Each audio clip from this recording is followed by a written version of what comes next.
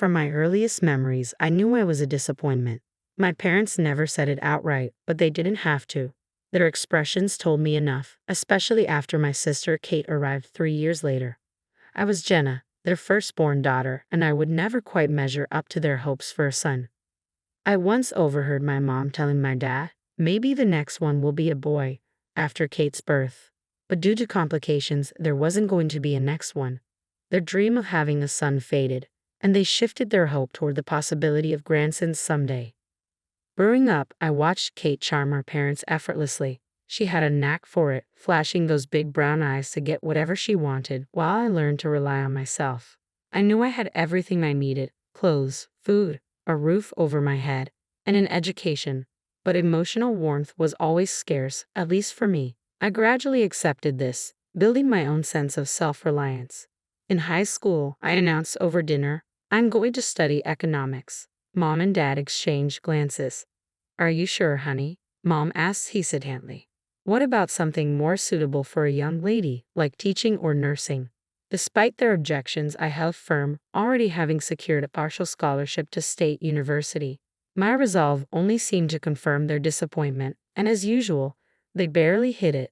Meanwhile, Kate's announcement that she wanted to study psychology was met with immediate enthusiasm. You've always been so good with people. Mom beamed. I'd learned long ago that their approval wasn't something I'd win, so I focused on my future, looking forward to the independence college would bring.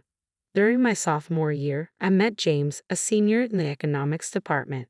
We literally bumped into each other in the library, where he noticed me from class. You're the one always asking the smart questions, he said, smiling as he picked up my fallen textbook.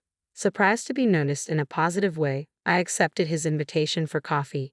That coffee date turned into dinners, movie nights, and eventually a relationship that made me feel truly seen and appreciated. After he graduated, James landed a job at Anderson Consulting. He waited for me to finish my degree, and once I did, we moved in together.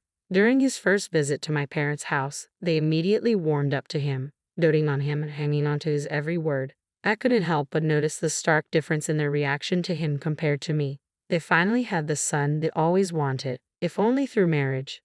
A year later, James proposed, and I accepted without hesitation. Despite my parents pushing for an elaborate wedding, we chose a small, intimate ceremony that felt right for us. Afterward, the questions about starting a family began almost immediately. I repeatedly explained that we wanted to save for a house first, to be financially stable. 2 years later, we bought our first home. It was modest, but it was ours. And just 3 months later, Kate announced she was pregnant. Her boyfriend Mark left as soon as she started showing, but my parents rallied around her, transforming their house into a nursery and preparing to help raise their first grandchild, Emily. My parents adored Emily, and watching them fawn over her only increased the pressure on James and me to start our own family. James was wonderful with Emily, and seeing him play with her made my heart ache with a new desire for children. We started trying, but month after month, nothing happened. After a year, my mom urged me to see a doctor, even forwarding me contacts for fertility specialists. I finally made an appointment, with James by my side. When the doctor confirmed that I was infertile, the words hit me like a blow. James was supportive, suggesting adoption or treatments, but the news weighed heavily on me. At our next family dinner, I decided to confront it head-on. Taking a deep breath, I spoke up. Mom, Dad, I need to tell you something. I can't have children. I'm infertile. The silence that followed was deafening. My mother's face twisted with disgust. Infertile, she spat as though the word was poisonous. What kind of woman can't do the one thing she's meant to do? My father wouldn't even look at me. An empty vessel, he muttered. Just a barren flower. My sister Kate smirked, bouncing her daughter Emily on her knee. Guess we know who the real woman in the family is. Desperate, I looked at my husband James for support, but he just stared at his plate. Tears burned hotly in my eyes, and I pushed back from the table, running out of the house, ignoring their calls. After that night, I couldn't bring myself to go back, though James continued visiting. He'd come home full of stories. Emily learned a new song today, he'd say. You should have seen her dancing around the living room. Or, Kate made this amazing lasagna. Each word felt like a knife to my heart. Lying awake at night, listening to James breathe beside me, I wondered if he resented me. The guilt gnawed at me every time he returned from another visit to my parents' house, his eyes wistful after spending time with Emily. It was a regular Tuesday when my world fell apart. I came home early with takeout, James's favorite, but the house was empty and dark. His car wasn't in the driveway. A bad feeling twisted in my stomach, and when I called his cell, it went straight to voicemail. Then my phone buzzed. A notification from Instagram. Kate had posted a new photo. I almost ignored it but clicked anyway. My stomach dropped as the image loaded. James on my parents' couch, with Emily in his lap and Kate pressed against his side, all three grinning. The caption read, "Family time with my favorite people." My hands shook as I grabbed my keys and drove to my parents' house, my mind racing. The driveway was full, Mom's car, Dad's truck, and James sat in. The front door was unlocked, and as I slipped inside, my heart pounded in my chest. Voices drifted from the living room. "James, you know we already think of you as a son," my mother was saying. "You deserve to be happy. And you've been so wonderful with Emily," my father added. "And Kate, she's young, fertile. You could have more children together. Why stay trapped in a marriage with—" Mom's voice dropped, but I still heard the disgust. "A barren woman." I couldn't breathe. I stumbled into the room, making them all jump. My parents and sister sat on the couch, James in Dad's armchair, Emily playing on the floor. One big happy family, plotting to push me out. What the hell is going on here? My voice was shaky but strong. James looked ashamed, but my parents met my gaze defiantly. Mom stood up, her chin high. "We're just having an honest discussion about what's best for everyone." "Best for everyone," I echoed, voice trembling. "You're trying to convince my husband to leave me for my sister." "Someone has to think about his future," Dad snapped. "You can't give him what he wants, what he deserves. Kate can." I turned to James, waiting for him to defend us, to say they were wrong. But he stared at the floor. "James," I whispered, my voice cracking. He finally looked up. "I'm sorry, Jenna," he said quietly. "But they're right. I want children, a family. And I've developed feelings for Kate." Kate smirked, resting her hand on James's arm. "Get out," she sneered. "You don't belong here anymore. This is my family now."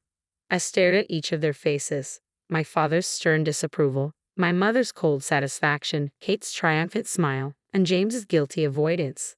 4 years of marriage, a lifetime of family ties shattered. Without another word, I turned and left.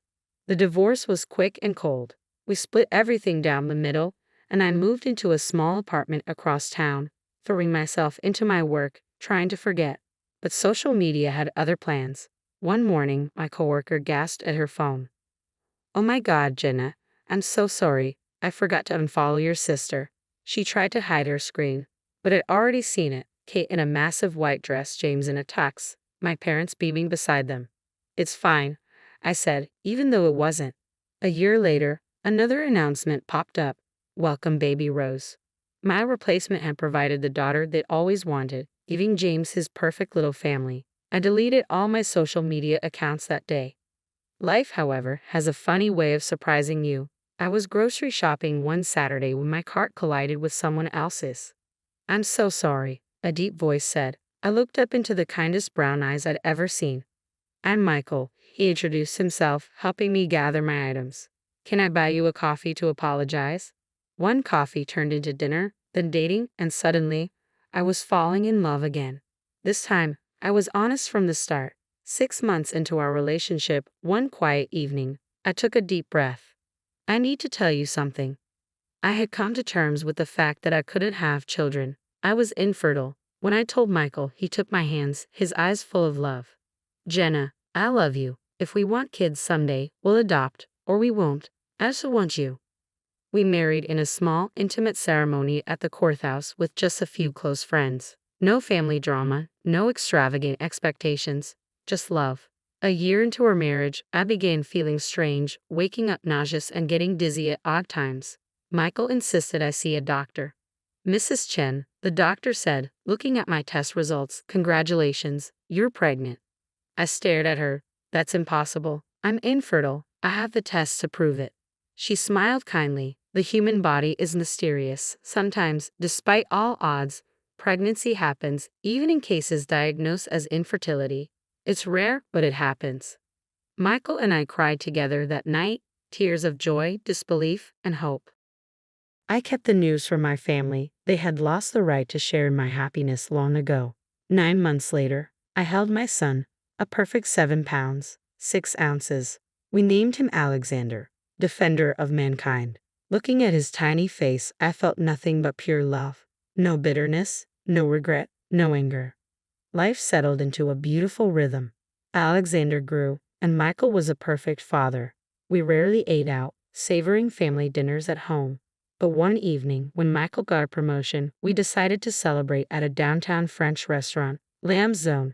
That's when I saw her, Kate, my sister, in a corner booth, wrapped in the arms of a man who was definitely not her husband. She was caressing his hair, kissing him deeply, oblivious to the world around her. My hand shook as I discreetly snapped a few photos. "Jenna," Michael said, touching my arm, "you look pale. Are you okay?" I showed him the photos. "That's Kate with someone who isn't her husband."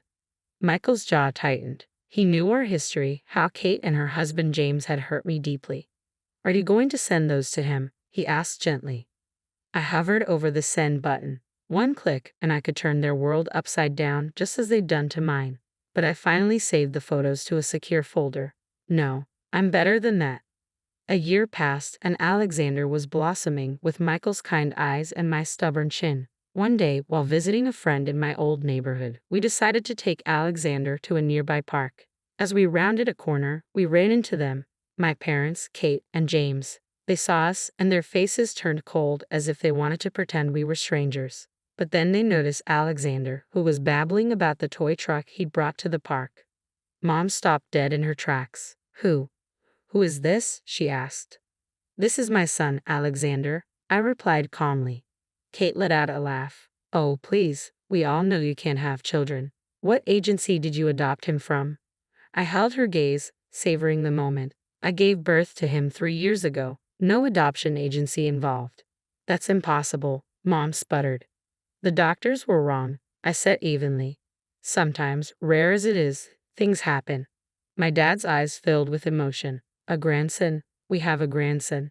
They moved toward Alexander, arms outstretched, but I stepped protectively in front of him.